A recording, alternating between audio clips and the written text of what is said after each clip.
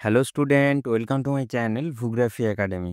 আজকের আমি তৃতীয় সেমিস্টার জিওগ্রাফি এইচএসে যারা তোমরা পড়াশুনো করছো, তোমাদের এবিটি এর জিওগ্রাফির প্রথম যে পেপারটা এবিটি এর মধ্যে রয়েছে ওটার সলিউশন এবং তার সঙ্গে সঙ্গে সুন্দর ব্যাখ্যা।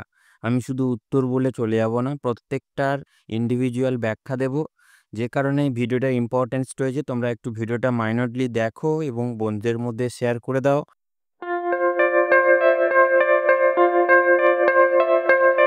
এখানে তোমাদের টেস্ট পেপারটা খুললে দেখবে জিওগ্রাফির জন্য বেসিক্যালি টোটাল এই কয়েকটা মডেল রয়েছে। আমরা AC-26 যেটা রয়েছে এটার আজকের আমি ব্যাখ্যা দেব।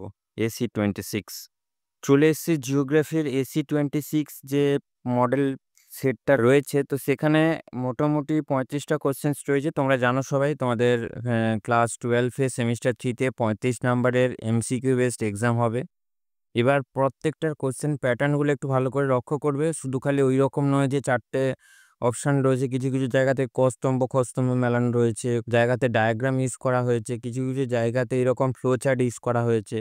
এরকম ডিফারেন্ট টাইপের কোশ্চেন হতে পারে তোমাদের। এবং কিছু কিছু জায়গাতে দেখবে ট্রু ফলস কিংবা তোমার স্টেটমেন্ট রিলেটেড কোশ্চেন, এই যে বিবৃতি এ বিবৃতি বি, হ্যাঁ, কোনটা কার কারণ কিংবা কোনটা সঠিক ব্যাখ্যা, সেগুলোকে নিয়ে এখানে আলোচনা করা হয়েছে। আমি প্রত্যেকটার আলোচনা এক্ষুনি আমি শুরু করছি। সেক্ষেত্রে তোমরা ভিডিওটা মাইনরলি দেখো এবং চ্যানেলে যদি নতুন ভিজিট করে থাকো অবশ্যই চ্যানেলটা সঙ্গে থেকো।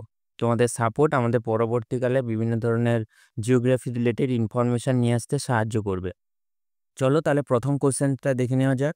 প্রথমে রয়েছে প্যান্থালাসা, ঠিক আছে? এখানে ক স্তম্ভ এবং খ স্তম্ভ মেলানোর কথা বলছে। তাহলে প্যান্থালাসা আমরা ফার্স্ট যে অধ্যায়টা রয়েছে সেটা পড়ে জেনেছি যে প্যানজিয়া হচ্ছে আমাদের সমগ্র মহাদেশের যে একটা ভূখণ্ড ছিল, আর প্যান্থালাসা যেটা রয়েছে সেটা হচ্ছে অখণ্ড সমুদ্র, ঠিক আছে? তাহলে এটা হচ্ছে তোমার অ্যান্সার হবে 4 নম্বর দাগেরটা, অর্থাৎ প্যান্থালাসা হচ্ছে অখণ্ড সমুদ্র। নেক্সট হচ্ছে জোয়ারি বল। জোয়ারি বলের ফলে আমাদের যে মহাদেশীয় সঞ্চালন তত্ত্ব রয়েছে, আলফ্রেড ওয়েগনারের, তিনি দুটো কথা বলেছিলেন, দুটো বলের কথা বলেছিলেন। তার মধ্যে এখানে হচ্ছে জোয়ারি বল এবং বৈষম্যমূলক অভিকর্ষজ বল। তাহলে আমরা জানি জোয়ারি বলের প্রভাবে উত্তর ও দক্ষিণ আমেরিকা পশ্চিম দিকে সরে গিয়েছিল। অর্থাৎ এখানে দেখো এই যে অ্যান্সারটা হবে এটা হচ্ছে বির রাইট অ্যান্সার। অর্থাৎ জোয়ারি বলের ফলে ভূখণ্ড পশ্চিমমুখী সঞ্চালন, এর মধ্যে ইনক্লুড রয়েছে তোমার উত্তর আমেরিকা এবং দক্ষিণ আমেরিকা, যেটা পশ্চিম পোর্শনে সরে গিয়েছিল, ঠিক আছে? এবারে হচ্ছে বৈষম্যমূলক অভিকর্ষজ বল। বৈষম্যমূলক অভিকর্ষজ বল বেসিক্যালি আমরা যেটুকু জানি সেটা হচ্ছে ভূখণ্ডগুলো নিরক্ষরেখার দিকে যে সঞ্চালন ঘটেছিল সেটা বেসিক্যালি এই বৈষম্যমূলক অভিকর্ষজ বলের দ্বারা। তাহলে এটা সিটটা 3 নম্বর অ্যান্সারটাই রাইট হচ্ছে, অর্থাৎ এটা হচ্ছে তোমার সি। আর গ্ল্যাসোপটেরিস যেটা রয়েছে সেটা বেসিক্যালি ফার্ন জাতীয় উদ্ভিদ, অর্থাৎ ডির দাগে 2 নম্বর অ্যান্সার, অর্থাৎ এটা হচ্ছে ডি। ফার্ন জাতীয় উদ্ভিদ যেটা সমগ্র গন্ডোয়ানাতে পাওয়া যেত, এই গ্ল্যাসোপটেরিস, ঠিক আছে? তাহলে এই যে ক স্তম্ভ খ স্তম্ভ মেলানোর যে বিষয়টা আমরা যেটা সাম আপ করে পেলাম, এর দাগে 4, অর্থাৎ এর দাগে 4 হচ্ছে এই জায়গাটায় রয়েছে, সির দাগের যে এটায়। তারপরে রয়েছে বির দাগে 1-এর বি, অর্থাৎ বির দাগে 1 নম্বর এটা। তারপরে হচ্ছে তোমার সির 3, অর্থাৎ সির 3 হচ্ছে এইটা। এবং এখানে দেখো ডির দাগে যেটা রয়েছে সেটা হচ্ছে বেসিক্যালি তোমার 2, অর্থাৎ ডি এর 2, অর্থাৎ ডি এর 2। তাহলে answer C is the right answer. এবারে সেকেন্ড কোশ্চেন যেটা আসছে সেটা হচ্ছে কোন উপযুগে আটলান্টিক মহাসাগরের উৎপত্তি হয়েছিল? এটা বেসিক্যালি ক্রিটেসিয়াস উপযুগে হবে, ঠিক আছে? ক্রিটেসিয়াস উপযুগে। অনেক চ্যানেল পাবে, অনেক চ্যানেলে এরকম ভুলভাল অ্যান্সার করাচ্ছে ইউটিউবে। তোমরা একটু সিনসিয়ারভাবে এই সমস্ত অ্যান্সারগুলো করে প্র্যাকটিস করো, না হলে পরবর্তীকালে তোমাদের ফিউচার নষ্ট হবে, ঠিক আছে? তাহলে ক্রিটেসিয়াস উপযুগ যেটা বেসিক্যালি 6.4 কোটি বছর আগে এই উপযুগটায় বেসিক্যালি আটলান্টিক মহাসাগরের উৎপত্তি ঘটেছিল, ঠিক আছে? 3 নম্বরে যেটা আসছে সেটা হচ্ছে ধীর প্রবাহী পুঞ্জক্ষয় প্রক্রিয়াটি হলো কর্দম প্রবাহ। কর্দম প্রবাহ বেসিক্যালি ধীর প্রবাহের মধ্যে পড়ে না, এটা হচ্ছে তোমার দ্রুত প্রবাহ, ঠিক আছে? দ্রুত প্রবাহের মধ্যে পড়ে। মৃত্তিকা, এখানে দেখো লেখা আছে বিপর্ষণ, নট বিসর্পণ। বিসর্পণ যদি লেখা থাকতো তাহলে বয়হস্যই দন্তেস্ব পয়রেব দন্তেন। তাহলে তোমাদের এই ছোট ছোট মাইনর মাইনর জিনিসগুলোকে একটু স্টাডি করতে হবে। এখানে তাহলে কি করতে হবে, এটা হচ্ছে তোমার ভুল অপশান, ভুল রয়েছে এটা। কিন্তু সলিফ্লাকশন যেটা রয়েছে এটা হচ্ছে তোমার এই ধীর প্রবাহের মধ্যে পড়ছে, ঠিক আছে। তাহলে সলিফ্লাকশন যেটা সেটা ধীর প্রবাহের একটা পুঞ্জক্ষয়ের প্রক্রিয়া, আর অবস্কর পতন যেটা রয়েছে সেটা বেসিক্যালি দ্রুত প্রবাহ কিংবা র্যাপিড মুভমেন্টের মধ্যে পড়ছে, তাহলে এটাও হবে না। তাহলে এই চারটের মধ্যে সি অর্থাৎ সলিফ্লাকশন ইজ দ্য রাইট অ্যান্সার, ঠিক আছে। এবারে 4 নম্বরে যেটা রয়েছে সেটা হচ্ছে ছোট থেকে বড় অনুসারে কাস্ট অঞ্চলের ভূপৃষ্ঠীয় গর্তগুলোকে সাজালে সঠিক ক্রম হয় যেটা, সেটা প্রথমে রয়েছে উভালা ডোলাইন সিঙ্কহোল পোলজে, এটা হবে না। 2 নম্বর পোলজে ডোলাইন সিঙ্ক উভালা, এটাও হবে না। 3 নম্বরে রয়েছে সিঙ্কহোল ডোলাইন উভালা এবং পোলজে, যেগুলো বেসিক্যালি অবনত ভূমিরূপের উদাহরণ, ঠিক আছে। এই যে সির অপশানটা এটাই হচ্ছে রাইট অ্যান্সার, অর্থাৎ সব থেকে ছোট হচ্ছে সিঙ্কহোল, তারপরে ডোলাইন, তারপরে উভালা, তারপরে পোলজে, ঠিক আছে। তাহলে আমাদের কাস্ট অঞ্চলের যে অবনত ভূমিরূপগুলোর আমরা পড়ে এসেছি, সেখানে সঠিক অর্ডার অর্থাৎ ছোট থেকে বড় যদি সাজানো হয় সেক্ষেত্রে প্রথমে সিঙ্কহোল হবে, তারপরে ডোলাইন হবে, তারপরে উভালা হবে, তারপরে পোলজে হবে, ঠিক আছে। 5 নম্বরে যেটা আসছে সেটা হচ্ছে হিমশিঁড়ির ট্রেড অংশে, হিমশিঁড়ির ট্রেড অংশে হিমবাহ গলা জল জমে তৈরি হয় কেটল হ্রদ, টার্ন হ্রদ, প্যাটার্ন স্টার হ্রদ আর হচ্ছে কয়াল হ্রদ। এখানে সঠিক অ্যান্সার যেটা হবে সেটা হচ্ছে প্যাটার্ন স্টার হ্রদ। অর্থাৎ প্যাটার্ন স্টার হ্রদগুলো বেসিক্যালি হিমশিঁড়ির যে অবনত ঢালু অংশে অনেক সময় কি হয়, এই হিমবাহ গলা জলগুলো জমে এই হ্রদের সৃষ্টি করে। এটা বেসিক্যালি একটা ল্যাটিন শব্দ, যেটা বেসিক্যালি প্যাটানো স্টার বলে একটা কথা রয়েছে, সেই শব্দটার থেকে এই কথাটা উৎপত্তি হয়েছে। ভূবিজ্ঞানী কটন 1942 সালে এই নামকরণ করেছিলেন। তাহলে এইটুকু জিনিস আশা করছি মাথায় থাকবে। এবারে 6 নম্বরের যে অ্যান্সারটা সেটা বেসিক্যালি একটা ডায়াগ্রাম ইউজ করা হয়েছে। এই ডায়াগ্রামটা দেখে আমাদের বলতে হবে যে প্রদত্ত চিত্রের চিহ্নিত অংশে হিমবাহের ক্ষয় পদ্ধতির যে সঠিক বিন্যাস সেটা বেসিক্যালি এখানে আমাদের বুঝতে হবে যে এটা প্রথম যে 1 নম্বর যে অপশানটা এটা নাম কি, 2 নম্বর অপশানটার নাম কি এবং 3 নম্বর অপশানটার নাম কি। এটার সঠিক অ্যান্সার এ, অর্থাৎ প্রথম যেটা রয়েছে 1 নম্বর অবঘর্ষ, 2 নম্বর উৎপাটন, 3 নম্বর আঁচড়। অর্থাৎ আমরা বই পড়ে যেটুকু জেনেছি এই যে অ্যান্সারটা হবে এটা হচ্ছে রাইট অ্যান্সার 6 নম্বরে। 7 নম্বরে যেটা রয়েছে নিম্নলিখিত বিবৃতিগুলি বিবেচনা করে সঠিক বিকল্প নির্বাচন করো। এইগুলো একটুখানি অ্যান্সার যে তোমার সলভ করা একটু টাফ হয়, তোমার খুব ডিপ নলেজ না থাকলে এগুলো সলভ করা খুব চাপের, ঠিক আছে।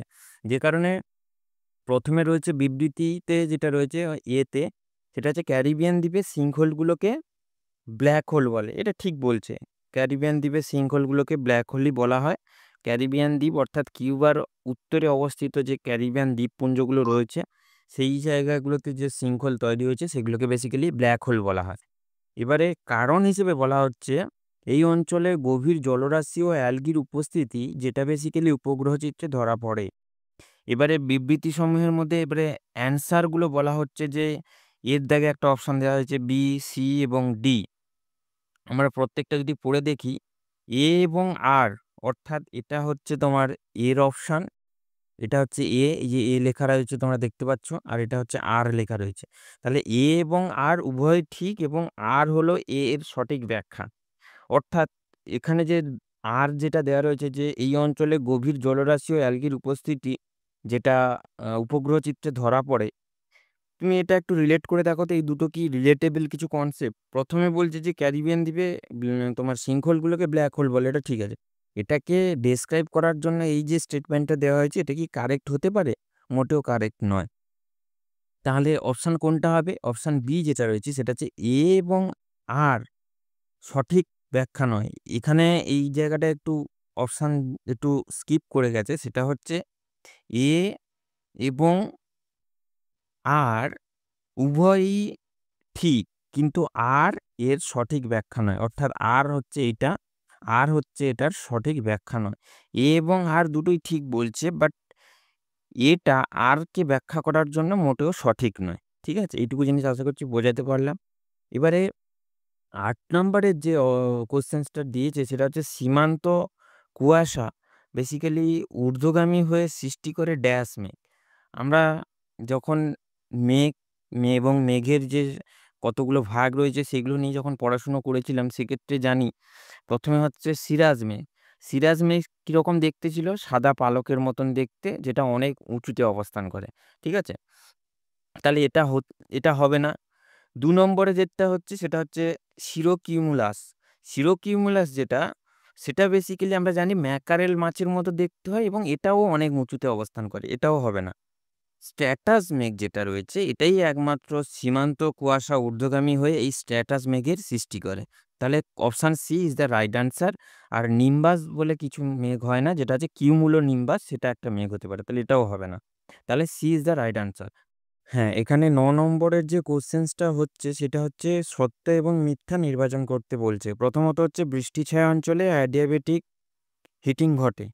তো এটা ঠিক বলছে। কেন বলছে আমি বইতেও দেখিয়ে দিচ্ছি। এই দেখো তোমাদের এই বইটায় দেখো, এই যে অনুপাত ঢালে বায়ু নিচে নামতে থাকে বলে অ্যাডিয়াবেটিক উত্তপ্তকরণ পদ্ধতিতে বায়ু উষ্ণতা ক্রমশ বাড়তে থাকে। অর্থাৎ অনুপাত ঢাল বলেছে মানে এই যে অনুপাত ঢাল আমাদের যে বৃষ্টি ছায়া অঞ্চলের যে অনুপাত ঢালে তো বেসিক্যালি বৃষ্টি ছায়া অঞ্চল তৈরি হয়। তাহলে এখানে বলছে বৃষ্টি ছায়া অঞ্চলে অ্যাডিয়াবেটিক হিটিং ঘটে। তাহলে এটা ঠিক বলছে।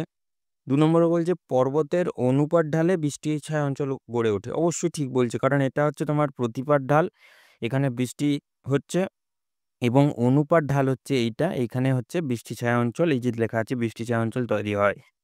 তাহলে এটা তোমার ঠিক বলছে। বৃষ্টি ছায়া অঞ্চলে স্ট্রেটাস মেঘের উৎপত্তি ঘটে। এইখানে দেখো এই যে অনুপাত ঢালে বেসিক্যালি স্ট্রেটাস মেঘের উৎপত্তি হয়, আর প্রতিপাত ঢালে বেসিক্যালি কিউমুলাস মেঘের সৃষ্টি হয়। তাহলে এই দূরের থেকে আমরা এটা স্পষ্ট পাচ্ছি যে অনুপাত ঢাল কিংবা বৃষ্টির ছায়া অঞ্চলে তাহলে স্ট্যাটাস মেঘের উৎপত্তি ঘটছে।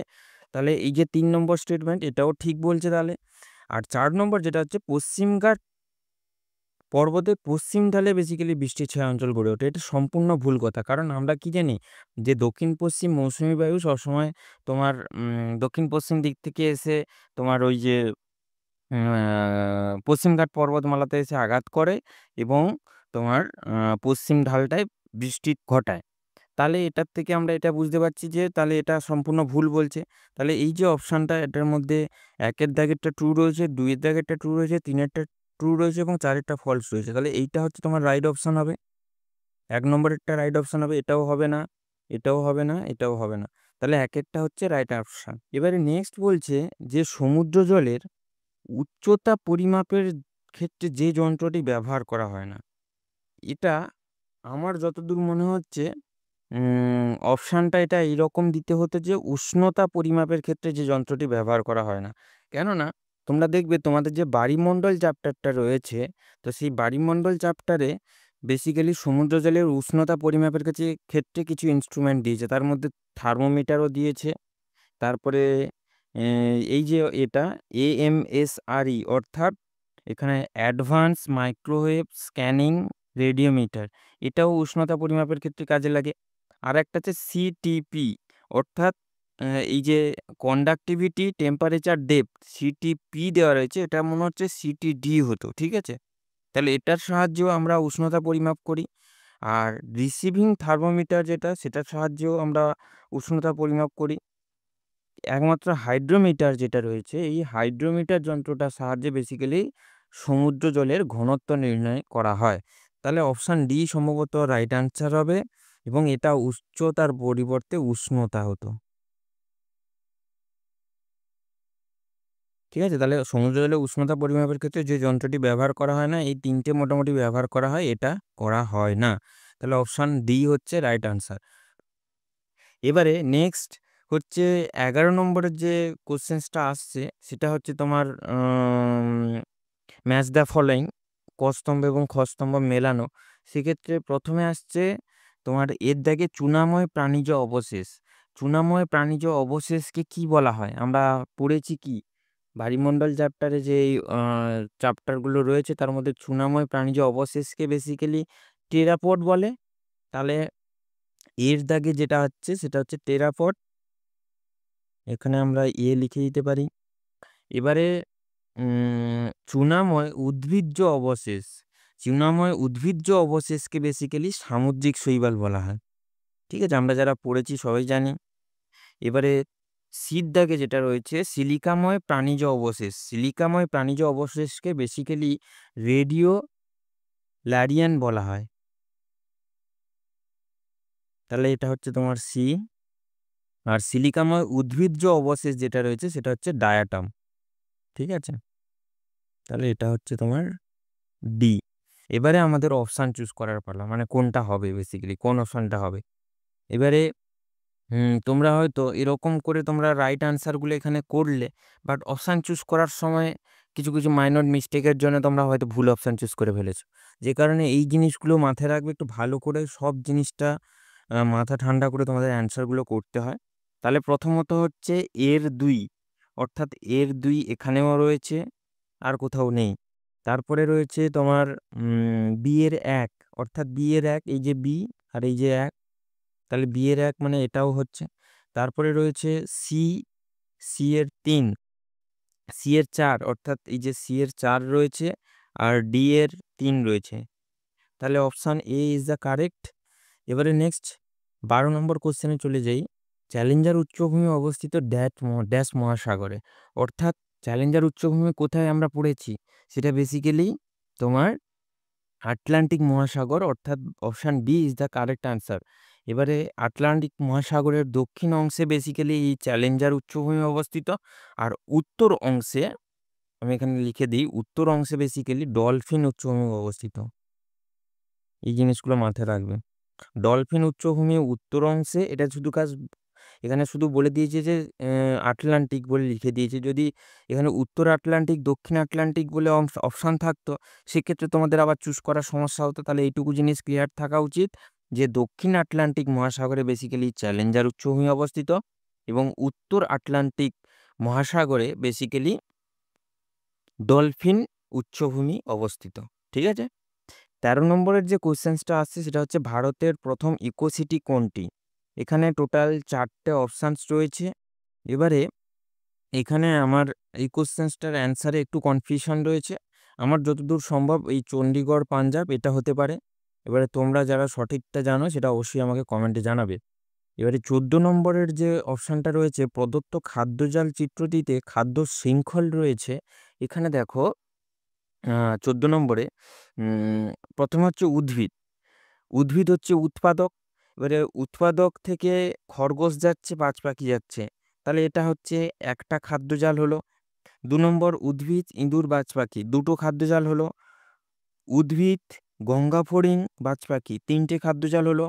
উদ্ভিদ ইঁদুর সাপ বাজ পাখি, 4টে খাদ্যজাল হলো। তারপরে উদ্ভিদ ব্যাং সাপ বাজ পাখি, 5টা।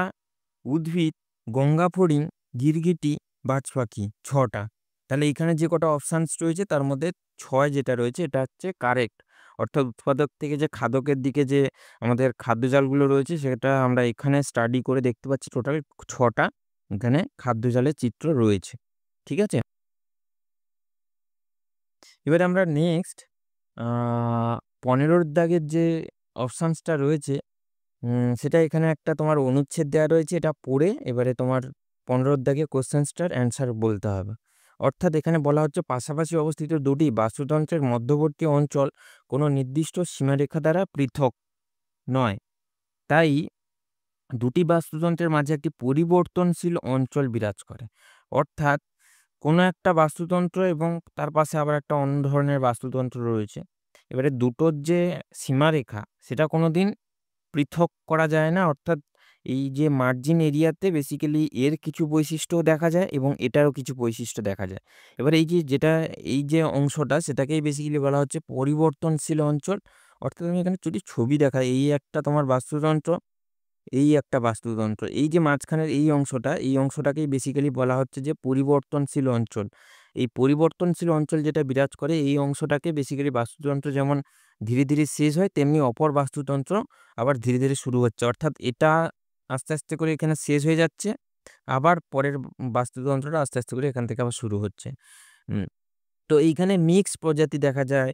তারপরে উভয় যে বাস্তুতন্ত্রের জীব প্রজাতি রয়েছে সেগুলোর সমাবেশ এই অঞ্চলটায় দেখা যায়। ঠিক আছে? তাহলে এই যে প্রান্তস্থিত পরিবর্তনশীল অঞ্চলটা, এটাকে বেসিক্যালি ইকোটোন বলা হচ্ছে। তাহলে সর্বাধিক জীববৈচিত্র্য কোন অঞ্চলে দেখা যায়?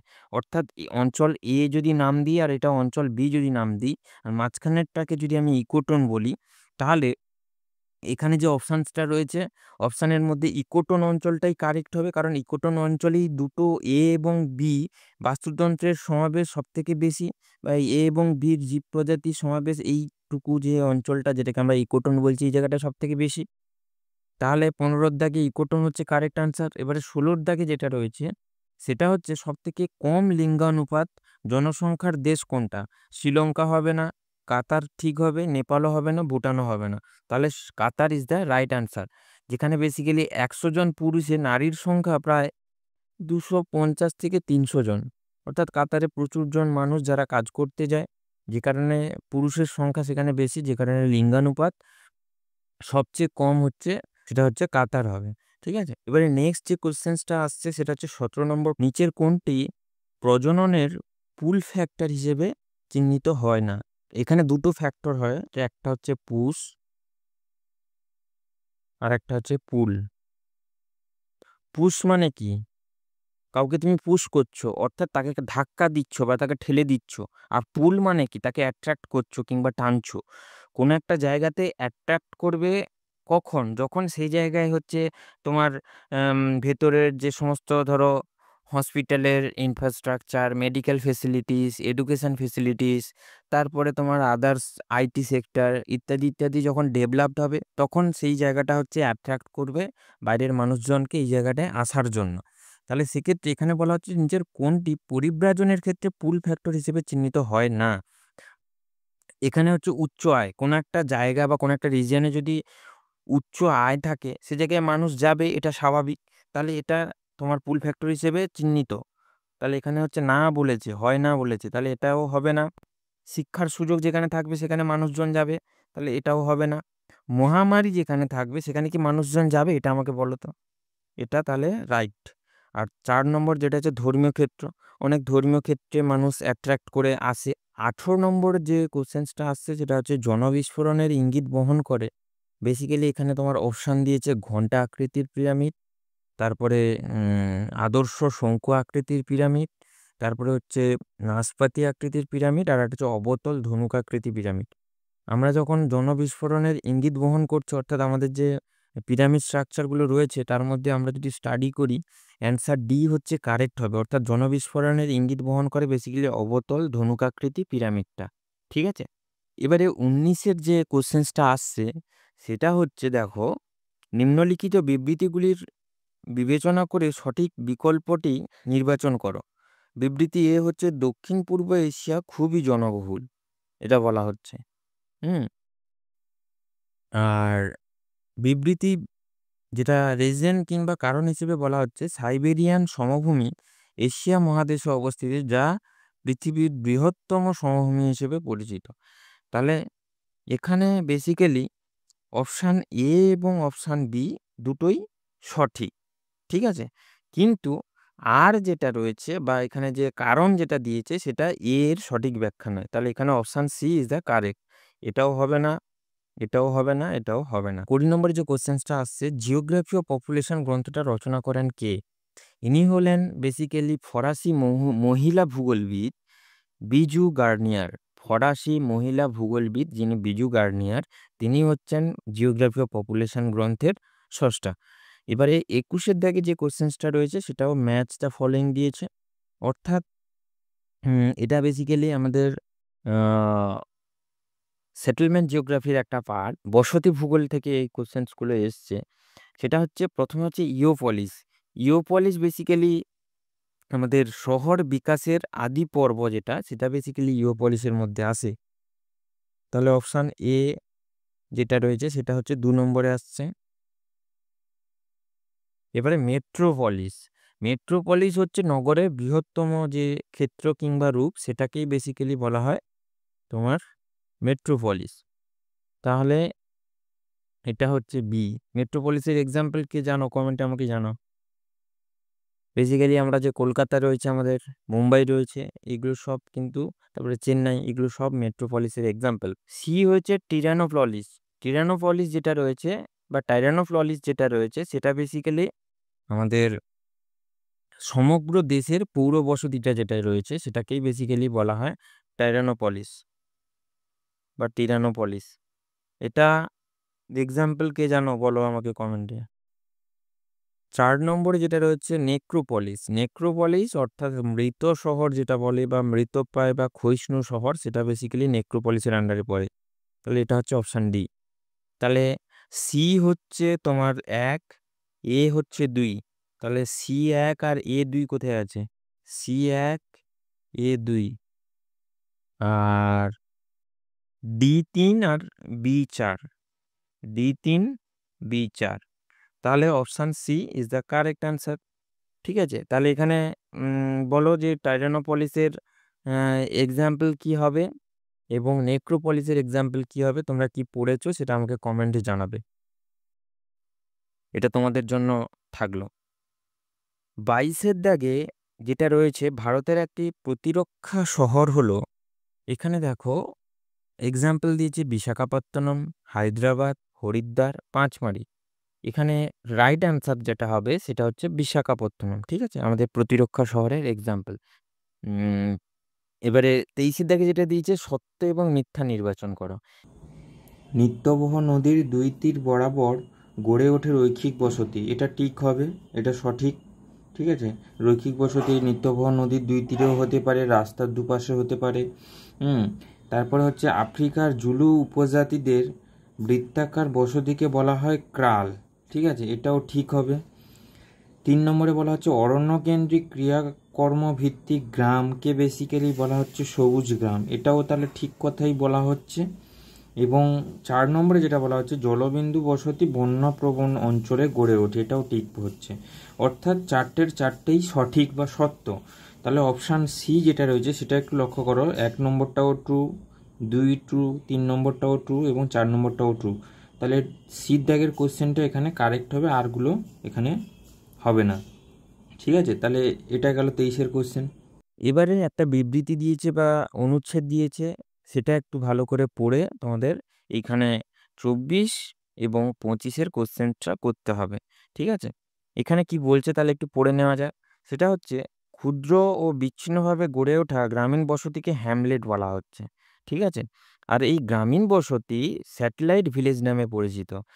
সাধারণত দরিদ্র এবং প্রান্তিক শ্রেণীর মানুষ এখানে বসবাস করেন, যেখানে গৃহের সংখ্যা অনধিক 100 পর্যন্ত হয় এবং এই বসতি ধর্মভিত্তিকও হয়। ক্রিয়াভিত্তিক সাদৃশ্যতা এখানে বজায় থাকে।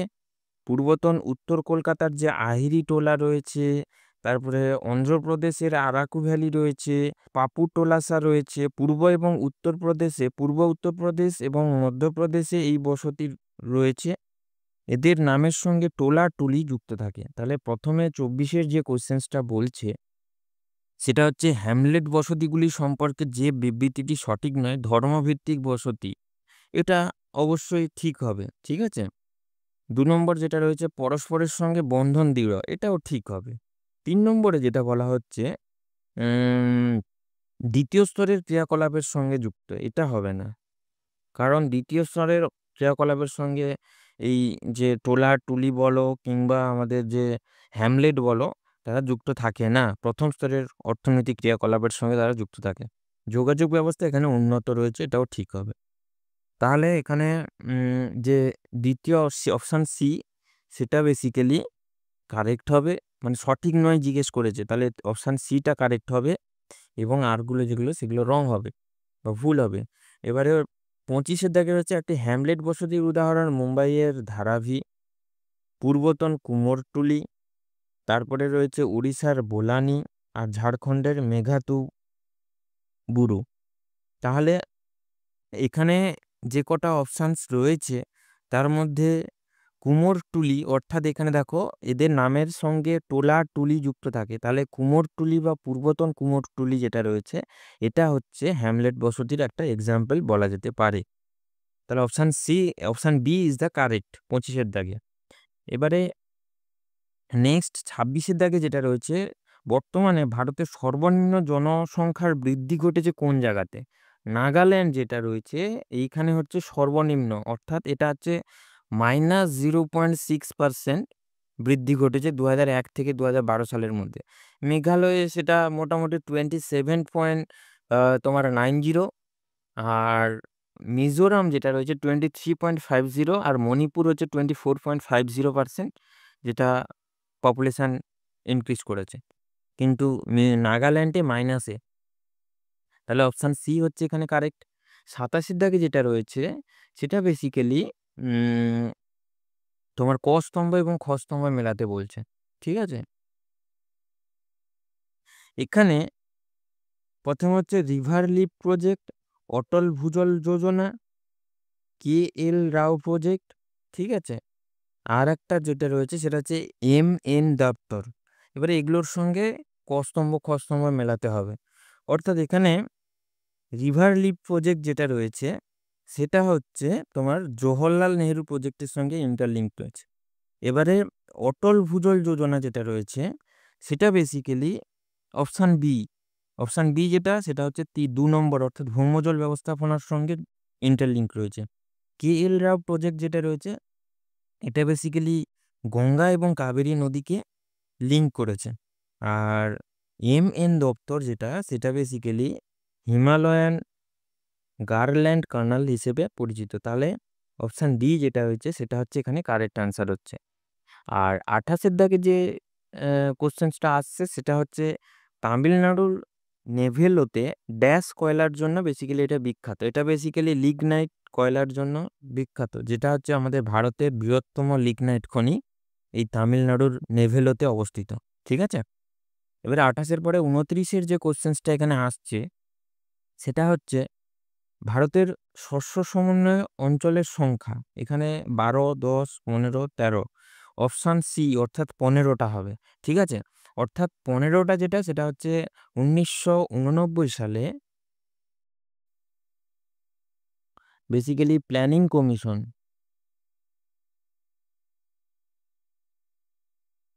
1989 সালে 15টি ভাগে ভাগ করেছিলেন।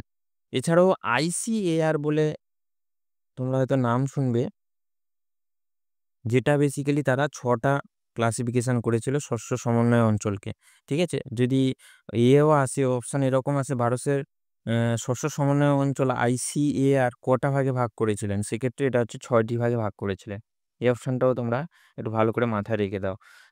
তারপরে 30-এর যে কোশ্চেন্সটা আসছে সেটা হচ্ছে আবার সত্য মিথ্যা নির্বাচন করতে বলছে, ঠিক আছে। অর্থাৎ প্রথম যেটা বলা হচ্ছে ভারতের অন্তর্দেশীয় জলপথ তার প্রধান কার্যালয় যেটা সেটা বেসিক্যালি নয়ডাতে অবস্থিত, এটা ঠিক বলা হচ্ছে। 2 নম্বরে যেটা বলা হচ্ছে উত্তর পূর্ব সীমান্ত রেলের প্রধান যে দপ্তর সেটা হচ্ছে মালিগাঁওতে অবস্থিত। অবশ্যই এটা মালিগাঁও, যেটা গুয়াহাটি, তোমরা নাম শুনে থাকবে। তো গুয়াহাটির মালিগাঁওতে এই উত্তর পূর্ব রেলের সদর দপ্তর অবস্থিত, এটাও ঠিক হবে। যেটা বেসিক্যালি 1958 সালে 14ই এপ্রিল এই সদর দপ্তরটা তৈরি করা হয়।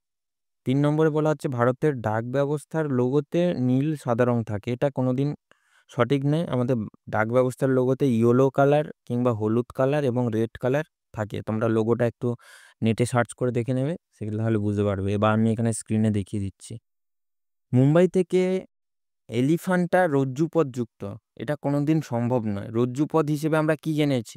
রজ্জুপথ বেসিক্যালি পার্বত্য অঞ্চলে যেটা রোপওয়ে বলা হয়, পার্বত্য অঞ্চলে বিভিন্ন ধরনের পরিবহনের ক্ষেত্রে এই রোপওয়ে ইউজ করা হয়, যেটা মুম্বাই তো কোনোদিন রোপওয়ে নেই, এবং এটা হচ্ছে ভুল কথা বলা হচ্ছে। তাহলে এখানে সঠিক কোন কোনটা হচ্ছে? প্রথমটা সঠিক, দ্বিতীয়টা সঠিক, তৃতীয়টা ভুল, চতুর্থটা ভুল। তাহলে এখানে বিকল্প যে অপশানসগুলো দিয়েছে প্রথম, দ্বিতীয়, এটা অপশান এ যেটা রয়েছে প্রথমটাও ঠিক বলছে, দ্বিতীয়টা ঠিক বলছে, তৃতীয়টা ঠিক বলছে, চতুর্থটাও ঠিক বলছে, এটা ভুল। তো এটা হচ্ছে না। এবারে অপশান বি যেটা হচ্ছে প্রথমটা ঠিক, দ্বিতীয়টা ঠিক, তৃতীয়টা ঠিক, চতুর্থটা ভুল, এটাও হবে না। অপশান সি একেরটা ঠিক, দুয়েরটা ঠিক, তিনেরটা ভুল, চারেরটা ঠিক, তাহলে এটাও হবে না। একেরটা ঠিক, দুয়েরটা ঠিক, তিনেরটা ভুল এবং চারেরটা ভুল, তাহলে option D is the correct. এবারে 31-এর যে কোশ্চেন্সটা বলছে সেটা এখানে দেখো একটা ছবি দিয়েছে আর এইখানে সি লেখা রয়েছে। এবারে এখানে বলা হচ্ছে যে প্রদত্ত ভারতের মানচিত্রে সি স্থানটি বা সি চিহ্নিত স্থানে অবস্থিত খনির নাম কি? এখানে অপশানে রয়েছে তোমার 4টে অপশান রয়েছে। তার মধ্যে অপশান সি বেসিক্যালি যেটা এখানে ছত্তিশগড় অঞ্চলে অবস্থিত বায়লাডিলা, এটা লৌহ আকর খনি আমরা জানি। তাহলে ছত্তিশগড়ের বায়লাডিলাতে বেসিক্যালি এই জায়গাটায় অবস্থিত এবং এখানে বেসিক্যালি লৌহ আকরিক খনি অবস্থিত। তাহলে আমরা এরকমও কোশ্চেন্স হতে পারে, এরকম ম্যাপ দিয়ে বলে দিতে পারে। তাহলে এগুলো প্রচুর ভালোভাবে স্টাডি না করলে এই সমস্ত অ্যান্সারগুলো সলভ করা খুব চাপের। হয়তো এমসিকিউ বেসড এক্সাম, কিন্তু তোমাদের মোটেও 35টা কোশ্চেন ইজিলি করে আসা সম্ভব নয় যদি প্রপার প্র্যাকটিস এবং যে টেক্সট বই সেগুলো ভালো করে না পড়ে থাকো, ঠিক আছে? আর 32-এর দাগে যে কোশ্চেন্সটা আসছে, এর দাগে যেটা বলা হচ্ছে যে বিবৃতি ভারতের বাণিজ্য নগরী হলো মুম্বাই। অবশ্যই আমাদের বাণিজ্য নগরী ভারতের সেটা মুম্বাই, আমরা সবাই জানি। মুম্বাই থেকে আমদানি এবং রপ্তানিতে, মুম্বাই বন্দর আমদানি এবং রপ্তানিতে প্রথম। এবারে এই কথাটায় আমার একটু কনফিউশন রয়েছে।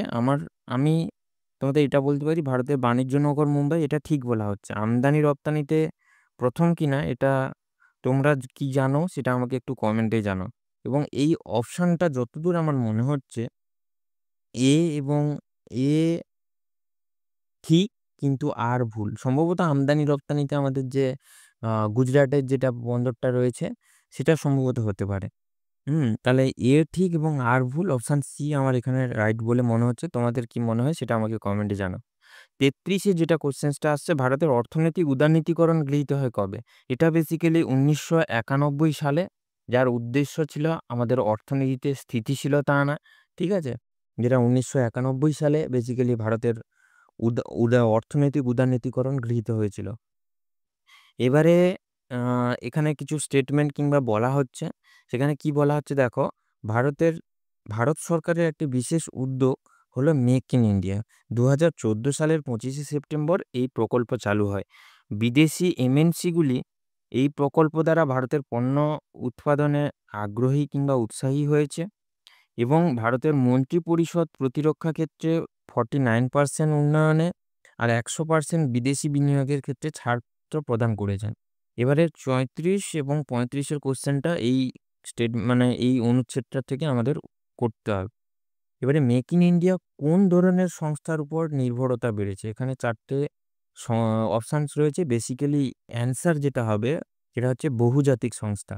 এবং 35-এর দাগে বলা হচ্ছে সরাসরি বিদেশি বিনিয়োগে চূড়ান্ত মাত্রায় হওয়ার অনুমোদন রয়েছে কোন সেবাটা? অর্থাৎ প্রতিরক্ষা, নাকি শিক্ষা, নাকি তোমার স্বাস্থ্য চিকিৎসা, নাকি রেল পরিষেবা? এখানে বেসিক্যালি রেল পরিষেবাতে বেসিক্যালি 100% বিদেশি বিনিয়োগের ক্ষেত্রে অনুমোদন দিয়েছে আমাদের ভারত সরকার। তাহলে অপশান ডি অর্থাৎ রেল পরিষেবা ইজ দ্য কারেক্ট আনসার। তাহলে এই 35টা কোশ্চেন্স আশা করছি যে আলোচনাটা সেটা তোমাদের ভালো লেগেছে। ভালো লেগে থাকলে অবশ্যই আমাদের চ্যানেলটাকে সাবস্ক্রাইব করে রেখো এবং আমাদের চ্যানেলের সঙ্গে থেকো। আমাদের হোয়াটসঅ্যাপ গ্রুপ, টেলিগ্রাম চ্যানেলে এর প্রপার সলিউশন যে পিডিএফটা সেটা আমরা পাঠিয়ে দেবো, যে কারণে সেখানেও তোমরা জয়েন থাকতে পারো। আর চ্যানেলে নতুন হয়ে থাকলে অবশ্যই চ্যানেলটাকে সাবস্ক্রাইব করে রেখো এবং নিখুঁত এবং প্রপার সলিউশন যদি চাও সেক্ষেত্রে অবশ্যই ভূগ্রাফি একাডেমির সঙ্গে কানেক্ট থেকো। সবাইকে অসংখ্য ধন্যবাদ ভিডিওটা শেষ পর্যন্ত দেখার জন্য। সবাই খুব ভালো থেকো এবং সুস্থ থেকো।